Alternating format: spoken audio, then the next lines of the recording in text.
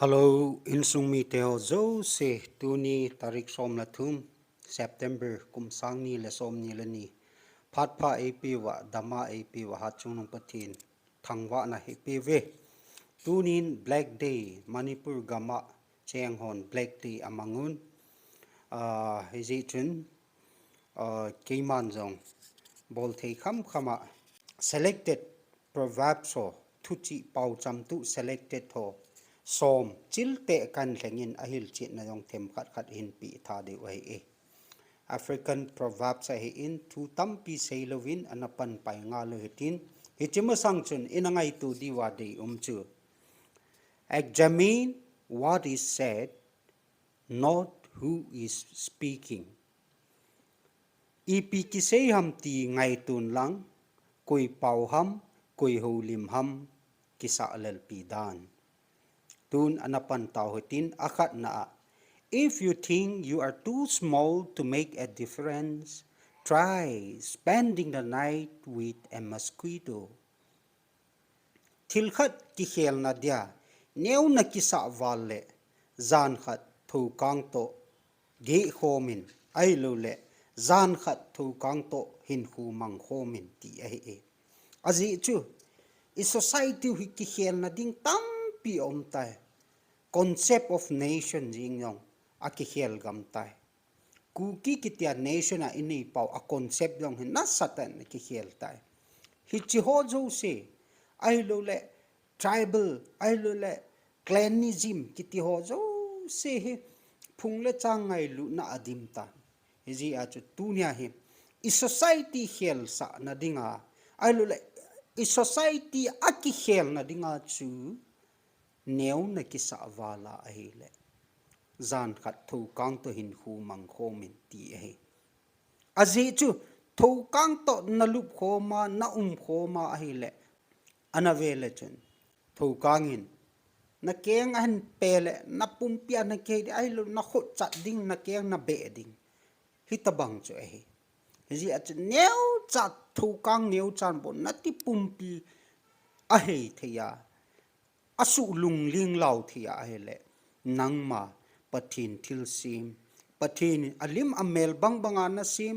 chi na het na iza kai na pi in ji at nangma zong i society zo si ai lu le i society khosung veng sung i in sung ki khiel na dinga man cha phapen nei pathinin skill na pi in pathinin talent na pi ti pa chu ina su mil lo diwa challenge i hum ki bol ki no ai e ani na in no person is born great. Great people become great when others are sleeping. Alin saping kui ma umpui milin ho hi midang ho imut laya lindo ahivi milin meeting Napoleon Bonaparte kiti pa galhang France mi pa chu ama galhang ahi thia milin ahi thi chu ipg ham midang ho anahat mo laya nom ta anaki chol pe no ahi Ia chu Napoleon Bonaparte milin ai lo la gal hang ta na ki he hichibanga chu midang ho imut laya midang ho ki chol laya ki tho ta nang nana to a lekha na simle ni khu khat le mithupi mili na hung hi ding a hi ti jong ikinep le lo divin tunin ikitil kho ki nun a he athum nan when an old man dies, a library is burned with him. Te si khat athi ting le khabu in khat akalazi tai. Mi vomte negro black race ho hin te si ho angai luvin. Te si ho alung si dano ama ho Paochamtun thuchi a kunin akimudo en he. Te si khat chun kum som git te si khat chu abeta le kum som git sunga aile kum som sagi sunga a kho het thia kuna het na chi na a hin nei zo se chu khang tha te dinga chu thuman luta hi za he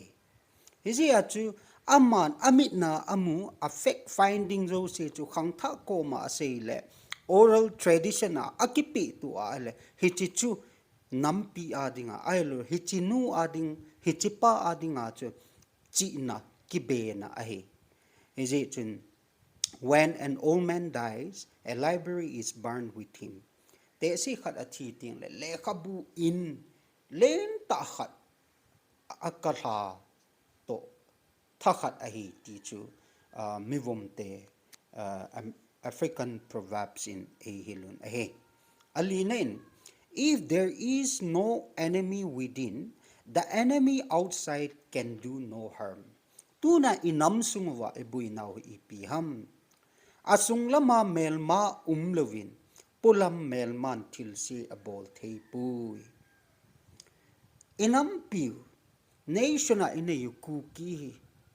I atile tuna nyau chahung itiya. Ieti le tuna mi noisi ichan the yoham midang melma adang chu nante melma jong inei diu hi ipu epa teu ni khulaya kona melma nei inahi vi mi hing khat nam khat kiti ta pu chun melma nei hi nam khat aji chu akki vai hom achanga akki vai hom nomji aji chu achanga akki pu nomji a chu melma ani te te ja hi illa tuna kuki nation kitia kiloi khom ho ichi a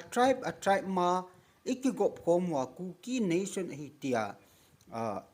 isanu ipom pau iti dinga iti dana neucha ja iti dana hitia minoi si thia i mu hitam ti hi khu lewhen mel mohon e su newu e pun mel mohon e chu phau hi I madang ji e pun e ho sung ma ma mel ma ai ti jong hi mu do e ani chan na in Israel te David lenga hong pan chun Israel te mel ma chu Philistine te ailule hit mi te akun ai pui Israel te mel ma chu Israel te la mama no me David thu la na dingin sol leng pan asun azana tha dingin anahole ei achu inampiu kuki iti pau hi aha na ding le inampiu adin do ki na dinga he mizo si melma hilowa mizo si ei ho khat la khat tribe zo si hi gang te vai pi thadu ailule kom ailule simte paite mar kitio kilung to tai panova chiku ki kiti hi na sata ipu ipani hulaya banga ihin sim do ki diu hi pathin anga tuni ni hu black day 13 September 2022 ni hu ikitim now aheki ne anga na in the eye never forgets what the heart has seen lungsung mit na kimuzo si chu pulam ta saminin asumil ngai pui thilkhat nami na namu chu na sumil loi chal liang de nunga khat gol hang hon nunga khat nami na namu chu hoi na sa te na ala na lungin a het pai he na lung to nami na ta samit chu ki do on but he na lung mi na hoi ta lung sit nen chana na hindi chat le namit in jong adong su dan amel hoi dan chu I tia su mil lo he avet sa nan von na dei ta khat chu piuma su ham kenko ailo le Reebok su ham ailo le red tape pen ham khat chu na dei na ga vet chu na lung thai ma jing he nei ten ding chu kivon loi ding kisei loi ding kichen loi ding ti chu nagel pai jing he ya chu choluwa na da tha long le nami chun ohoi na chu nami tha a chu jing he hi chi chu he the eye never forgets what the heart has seen abana agup chanan the fool speaks the wise man listens mingol chu apau paujin mitingin angai ji mingol khat chun thu chu amo sei yeng e mi aho lim long la iza sep lo mi au limpet jong la don but zap piang aji chu angol apu do angol asu do ai meeting wang chun hoi ten thu kisei chu Angai a se le thu si uma la theilu le akipaya la thei le chu ama adinga chi na het na ki be na akila he ai lo le a thu si chu apalo oma ahile correction su di the ahile meeting chun all the as chi a sei nu a sei pa ham ko ma chu correction agabol zo ahe ya chu mi vom te chun African Proverbs chun the fool speaks the wise man listen anatiu ahe abanin in the moment of crisis the wise build bridge and the foolish build dam asagi chan acha ha satna a ting michingin gal kaina din le akidon mingol hon vapi ating jive tunia black day imanu ipji a imanu ham hichi ha sat ni khulai ta zopi langa kithana gimnei ni khu cho hichi ni khu September tarik som na thum hi kum si a black day tia imanu ahe zopi langa kithana gimnei ta anasu ji achu su mil thelo dinga black day tia imanu ahe hichi hi boina zo si ha sat na zo si chu igal kayo ahe tai ahin la tua imanuwa patta cha black day tia iman jingo he asi ahe pui ingai damu ahe tai hinla isu pi athio chu isu umil thelo ji wa chu tuni ni ho chan ge ya hi e lung sungwa mang thelowa aka amau again thina ho thusim ho mang thelowa ichi chu remind ikebol ji he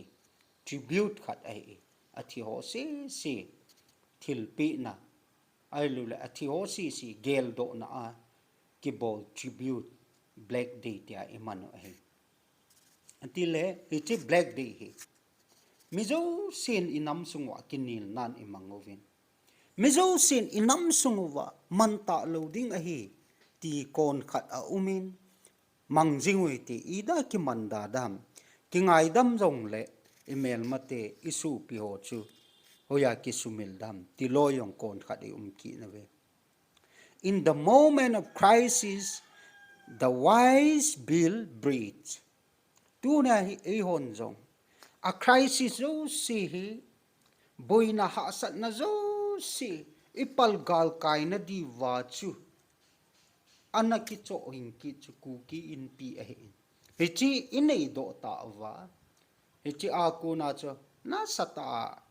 inam lam kai hovin part anala wa gen thei ha so ho ki thu pi wa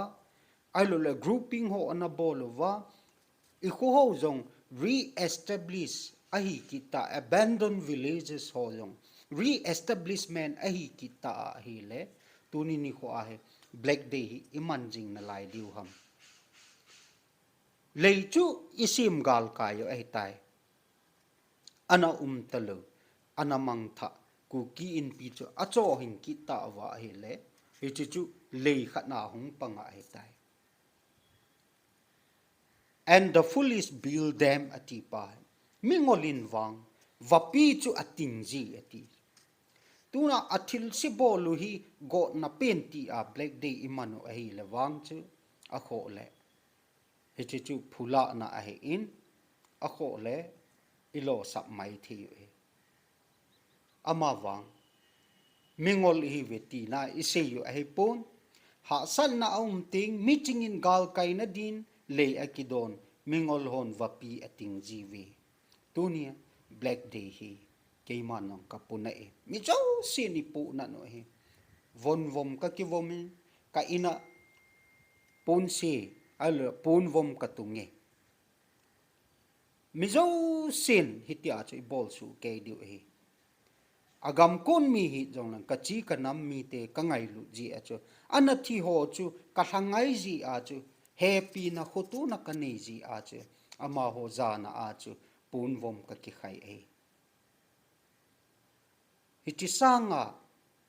a phazo che chu pakai anga inampi diwa e tau jing diu hi in the moment of crisis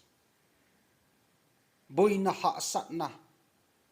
hui pi gupi banga e hin nun kum pha na wa chu bolding lei kalbi a inaman cha pen ta uchu kuki in pi en ni chiang chu re establish a ki boldo tai tun abandon village so jong kho gem so jong atha in akinung la lo yong omin akinung la lu lo yong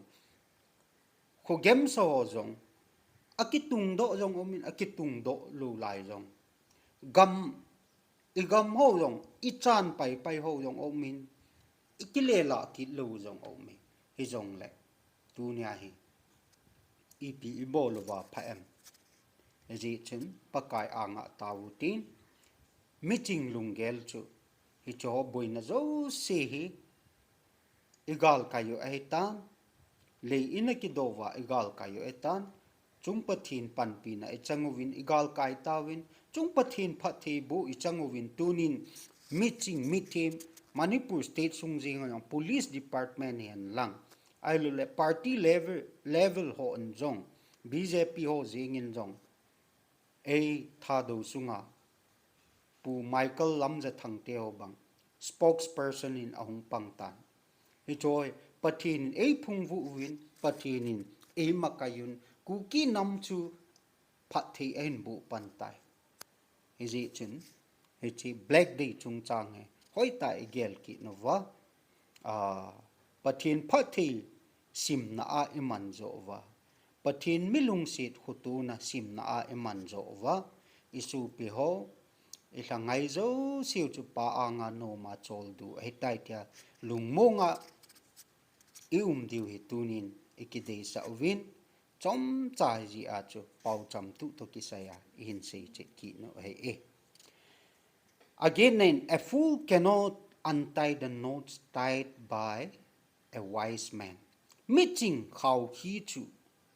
mingol hon asu tham zo pu tunin kuki nam mi te hi ingol hi meeting in ki gel pu hi te ipidinga su pi naga kiti ho thisan khat ilu ho pang khom thia kuki ho chu pau khat tho ailu le ipiham ipawu koi jep jong le iki tu su ke in ipidinga ipan khom theilu ham thile ingol ji u hi hiya chu hichi mingol ho hi khaw khi khum de atiwa ei khaw khi khum le tu na hi mingol ku ki nam hi ji wahin ingol ji win iki khat to zo ta pu vi